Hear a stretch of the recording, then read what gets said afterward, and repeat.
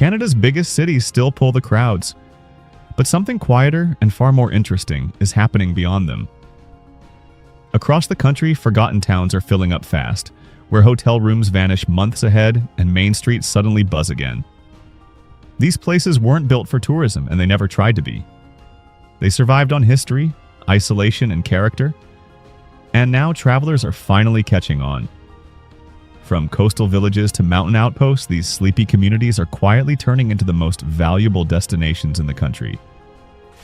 Stay with us as we explore Canada's sleepy towns turning into travel gold. Banff, Alberta. Tucked into the heart of the Canadian Rockies at 1,383 meters above sea level, Banff is the gateway to Canada's oldest national park, established in 1885. With roughly 8,000 permanent residents, this compact mountain town carries an outsized global reputation. Just 128 kilometers west of Calgary, Banff evolved from a Victorian railway retreat into a year-round adventure hub. Banff Avenue hums with skiers and snowboarders heading to nearby resorts like Mount Norquay, Sunshine Village, and Lake Louise. Visitors also unwind at the historic Banff Upper Hot Springs, where mineral waters have attracted travelers since 1884. The surrounding park spans 6,641 square kilometers of protected wilderness, home to turquoise glacial lakes such as Moraine and Peyto. Though strict development rules safeguard its alpine character, Banff still draws more than 4 million visitors each year, balancing conservation with tourism in a way that continues to shape its identity and future. Niagara, on the Lake, Ontario. Positioned where the Niagara River meets Lake Ontario, Niagara-on-the-Lake is Ontario's best-preserved 19th century town, home to about 17,500 residents. Just 20 kilometers north of Niagara Falls, it delivers a refined contrast to its roaring neighbor. Its beautifully maintained heritage district features Georgian and Victorian architecture rebuilt after the War of 1812. When American forces burned the original settlement, Fort George, reconstructed on its 1802 foundations, brings that military past to life with costumed interpreters and live musket demonstrations. Beyond its history, the Niagara Peninsula has grown into Canada's premier wine region, with more than 40 wineries producing internationally acclaimed ice wines and cool climate varietals. The Shaw Festival, running from April to December, stages the world's largest celebration of George Bernard Shaw, alongside contemporary productions in 3 historic theaters. Queen Street's boutique shops, award-winning restaurants, and Victorian-era inns attract travelers seeking charm, culture, and quiet elegance in one remarkable lakeside setting. Lunenburg, Nova Scotia. Perched on Nova Scotia's south shore, Lunenburg is a town of about 2,300 residents protecting one of North America's best-preserved British colonial settlements. Founded in 1753, it earned UNESCO World Heritage status in 1995 for its vividly painted wooden buildings, bright reds, yellows, and blues, that spill down a hillside toward the harbor. Just 90 kilometers southwest of Halifax, the entire Old Town retains its original 18th century street grid. Lunenburg's maritime legacy is legendary. It was home to the famous schooner Bluenose, the undefeated racing champion featured on Canada's Dime. The Fisheries Museum of the Atlantic traces centuries of Grand Banks fishing, and traditional shipyards still craft wooden boats along the waterfront. Commercial fishing remains central to the economy, though tourism now rivals it in impact. Celebrated seafood restaurants serve daily catches, while boutique galleries, specialty shops, and restored heritage inns have turned this historic fishing port into one of Atlantic Canada's most photogenic coastal destinations. Dawson City, Yukon. At 64 degrees north latitude, where the Klondike River meets the Yukon River, Dawson City's 1,400 residents preserve one of Canada's most atmospheric frontier towns. During the 1898 Klondike Gold Rush, this remote settlement briefly exploded to nearly 40,000 prospectors chasing gold. Today, the entire town is designated a National Historic Site, with wooden boardwalks, false-fronted buildings, and dusty streets that look almost frozen in time. About 530 kilometers south of the Arctic Circle and reached via the Klondike Highway, Dawson embraces its isolation as part of its identity. Parks Canada has restored landmarks like the Grand Commissioner's residence and historic gambling halls where fortunes once vanished overnight. The downtown hotel's legendary Suarto Cocktail Club invites daring visitors to join over 100,000 members who've swallowed a drink containing a preserved human toe. At Diamond Tooth Gertie's, Canada's oldest legal gambling hall, nightly can-can shows revive gold rush energy. Even with winters dropping below -40 degrees, Dawson draws travelers for its raw northern spirit and the midnight sun glowing for weeks each summer.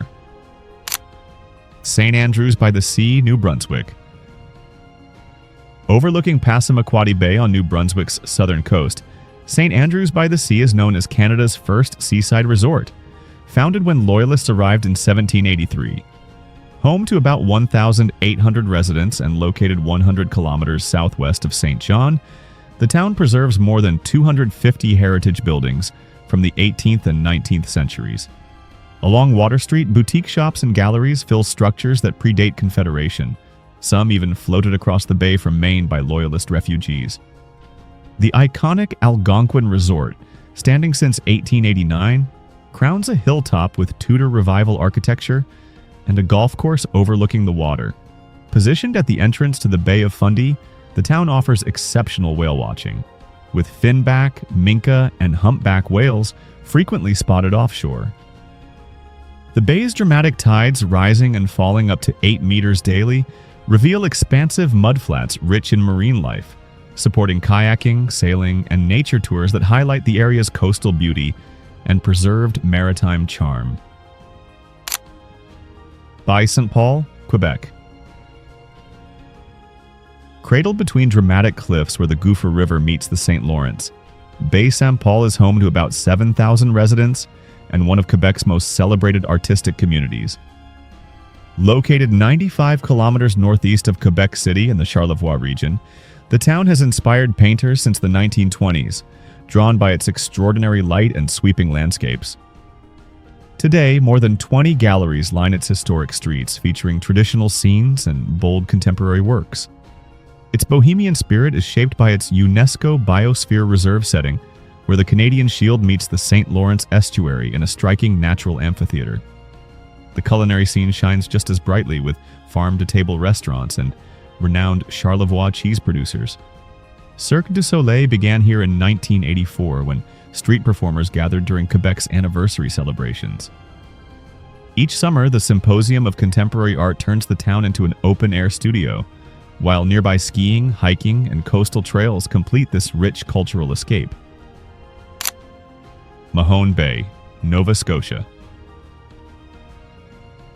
On Nova Scotia's south shore, Mahone Bay, home to about 1,100 residents, protects one of Canada's most photographed scenes: 3 wooden churches perfectly aligned along its calm waterfront. Just 24 kilometers from Lunenburg, the town overlooks a bay dotted with 365 islands, forming a maritime landscape of rare beauty. Founded in 1754 by German and Swiss settlers, Mahone Bay grew from a shipbuilding and lumber hub into a creative coastal retreat. Its iconic churches, St. James Anglican, St. John's Lutheran, and Trinity United, built between 1853 and 1870, reflect both heritage and faith. Colorful Main Street buildings now house galleries, pottery studios, and artisan shops selling handcrafted boats and textiles. Seafood-focused restaurants highlight local catches, while the Wooden Boat Festival and summer farmers markets honor maritime and agricultural roots.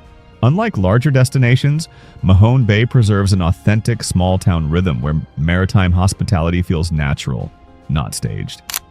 Whistler, British Columbia. Nestled in the Coast Mountains about 125 kilometers north of Vancouver, Whistler has transformed from a quiet logging outpost into North America's premier 4-season mountain resort, home to roughly 13,000 residents. The twin peaks of Whistler and Blackcomb, linked by the record-breaking Peak 2 Peak gondola, span more than 8,100 acres of skiable terrain, consistently ranked among the world's finest. Hosting events during the 2010 Winter Olympics elevated its global profile, though its pedestrian-only village, completed in 1980, had already set it apart.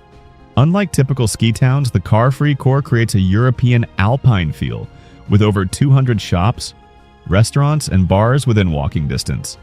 In summer, the Whistler Mountain Bike Park draws riders worldwide, while hiking, golf, zip-lining, and sliding tracks ensure year-round energy, making Whistler the benchmark for modern mountain resorts. Canmore, Alberta.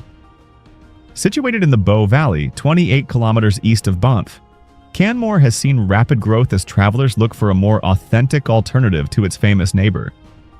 Home to about 15,000 residents, this former coal mining town offers stunning mountain scenery and outdoor adventure without national park restrictions.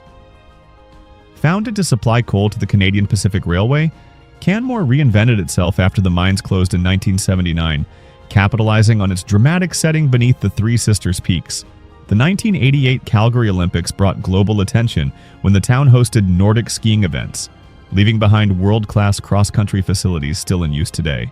Unlike Banff's tightly controlled development, Canmore has expanded with new hotels, restaurants, and neighborhoods while preserving its mountain town character. Its lively main street features independent shops, craft breweries, and diverse dining.